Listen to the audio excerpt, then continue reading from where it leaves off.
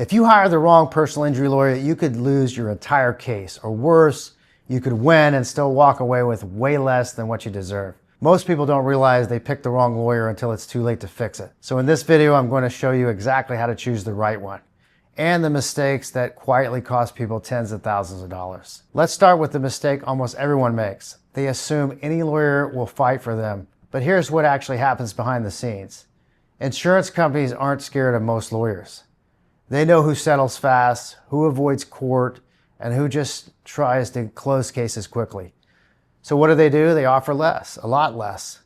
That's why two people with the same injury can walk away with completely different payouts, simply because one had a stronger lawyer. This isn't about paperwork, it's about leverage. So what does a good injury lawyer actually do differently? It's not just handling your case. They're doing three critical things most people never see. 1, building evidence early before it disappears. 2, controlling communication with insurance.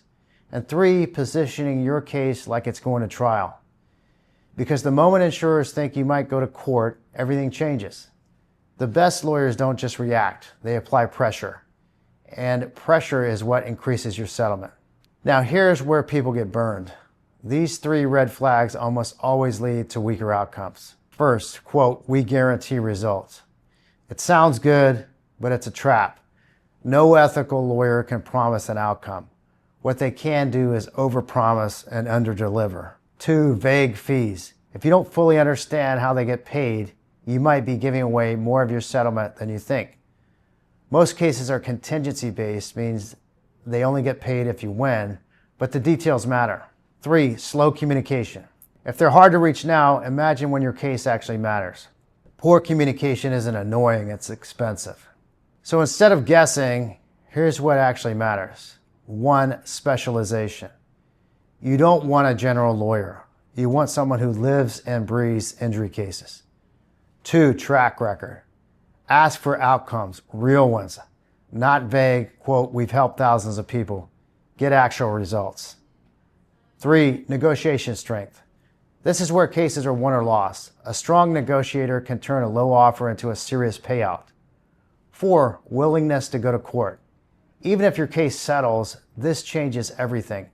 Lawyers who can go to trial get better offers. Lawyers who don't. 5, client experience. Reviews matter because they reveal what happens after you sign.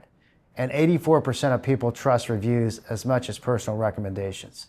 All right, here's the part that actually makes this easy. Instead of picking the first lawyer you see, do this. First, make a short list of 2 to 3 attorneys. Ask the same questions. Compare their answers specifically. 1, how many cases like mine have you handled? 2, what were the outcomes? 3, what's your strategy for my case? You're not just hiring a lawyer, you're choosing an outcome. So compare like it matters, because it does. Here's the truth most people don't hear. Hiring a personal injury lawyer is a one-shot decision. You don't get it to rewind it later. The difference between a weak lawyer and a strong one isn't small. It's the difference between stress and clarity, low offers and real compensation, and sometimes winning and losing completely. So take your time, because this choice decides everything that comes next. Speaking of hiring a lawyer, what if you finally get the right lawyer, but want to make sure you're getting not only your medical bills paid, but also getting what you deserve for pain and suffering? Check out this next video where I break down how pain and suffering works and exactly the steps you can take to make sure you get every dollar you deserve for what you're going through. See you over there.